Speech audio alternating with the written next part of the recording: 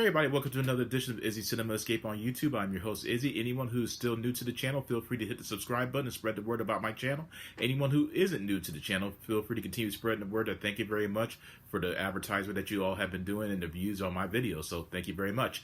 Today's review is based off of 2009 Star Trek, the reboot of the classic science fiction media franchise that has been cemented into popular culture. Now, anyone who knows me, they might not necessarily know that I am a huge Trekkie at heart. I grew up on Star Trek, and I can tell you, my dad was the very first one who got me into Star Trek, like so. Used to watch the classic series with him when I was a little boy. Even Star Trek, The Next Generation. Used to watch this on a regular basis when we lived in Germany, even in California. And the films, the classic films that I grew up watching, I can remember very vividly watching the original Star Trek The Motion Picture, The Wrath of Khan, which is still my favorite Star Trek of all time, The Search for Spock, The Voyage Home, which is probably my least favorite Star Trek film. It wasn't anything that I got into even as a kid. The Final Frontier, which is still this is my second favorite Star Trek film. Then you have The Undiscovered Country, which is tied with The Wrath of Khan as my favorite Star Trek film. And of course, you have the Picard films.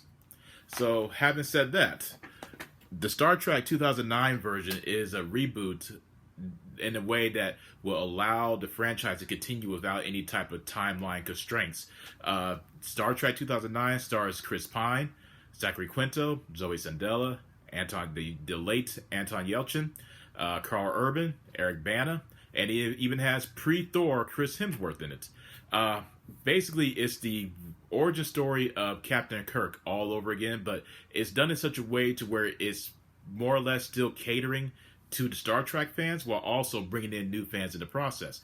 And what I really loved about this film overall is the fact that it really just allows you to get into the character development of Captain Kirk, Spock, Uhura, Dr. Leonard McCoy, aka Bones. Then you have Anton Yelchin, as I mentioned, who plays Pavel Chekhov. Then you have Simon Pegg, who plays Montgomery Scotty. So I loved what they did with this film. I loved how J.J. Abrams managed to still, while managing to play homage to the classic Star Wars franchise, while also bringing in something new and fresh to the overall content. He did such an amazing job with the character development and with the visual effects. And the beautiful thing about the Star Trek mythology is how it's more or less a complete representation of a better tomorrow, if you will, and embracing diversity, where it's their 5-year mission to explore strange new worlds and seek out new life forms and new civilizations. And that's, to me, what this film even did in totality, that a lot, even as classic and as wonderful as a series, as the classic series is and the Next Generation is, one of the things that I loved what this film did is how it made you want to be a Starfleet, be a part of Starfleet Command. And that's something that's always been missing with the past series. It modernized it in such a fashion to where you looked at it and you're like, man, I would love to be a part of Starfleet Command. This is simply one of those amazing concepts that it allowed you to embrace it completely. You have as I mentioned, you have Chris Pine as Captain Kirk, Zachary Quinto as Spock, Zoe Sandela as Uhura, Carl Urban as Bones, Dr. Leonard McCoy. You have Simon Pegg, as I mentioned, who plays Scotty, and you have Eric Bana, who plays Captain Nero, the villainous Romulan, who is seeking vengeance upon the Starfleet Command, and is literally stuck. It's a minor spoiler, but it's stuck in a continual time loop / black hole where he's reliving the same events over and over and over again, and has driven him to the brink of complete and utter insanity. And he plays that role to literal perfection, just absolute perfection. He is so intimidating in this role. Zachary Quinto as Spock is ideal. Him being a fan of the character, he embodies the logical and stillness and quiet reserve of Spock. You have Chris Pine, who plays Captain Kirk, who manages to capture that early rebellious nature while still having that sense of innocence within him, and knowing that every decision that he's making is going to have an effect on his crew, while also utilizing the importance of improvisational skills that will that draw the ire of Spock and other people around him.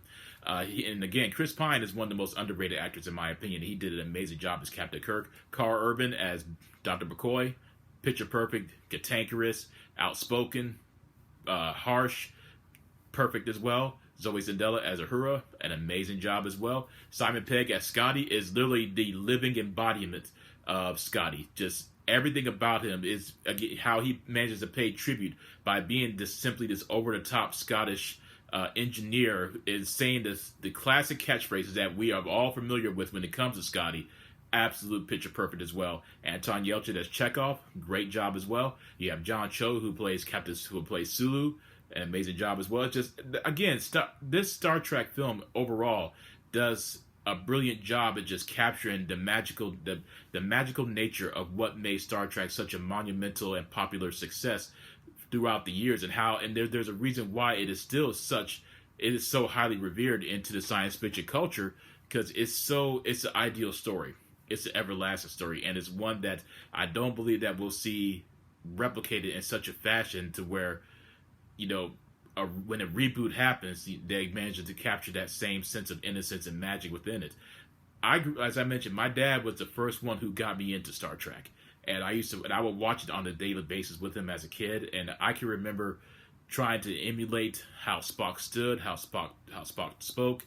And again, as a kid, he was my favorite character growing up. He was the only one I particularly cared about. I didn't really necessarily start getting into the other characters until I became much older, into my teenage years and even to adult years, where I became more interested into the whole character development and the mythology of the Star Trek storylines, rather than simply caring about the visuals. And an awesome element about this film as well is the overall visualization that J.J. Abrams managed to capture with the realistic special effects nature of the Starfleet, of the Starship Enterprise, which is beautiful to watch on the big screen.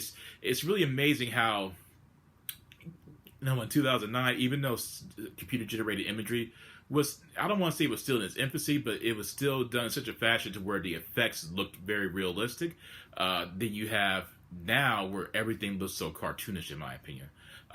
But from that perspective, there's nothing more beautiful than seeing the Starship Enterprise on the big screen. Just something so magical and provides that necessary escapism that allows you to just transcend into their world. And Star Trek 2009 is one of the best reboots of the franchise, in my opinion, because it just allows you to, as a Star Trek fan, to embrace what came before and what's in the now, and introduces the audience who weren't necessarily Star Trek fans to begin with. And I can remember reading and watching reviews where a lot of fans who weren't Star Trek fans to begin with, they watched this film and they loved it, and it got them interested into the mythology. That is the wonderful nature of what J.J. Abrams did. He managed to create a film that was more or less acceptable on both sides of the fandom.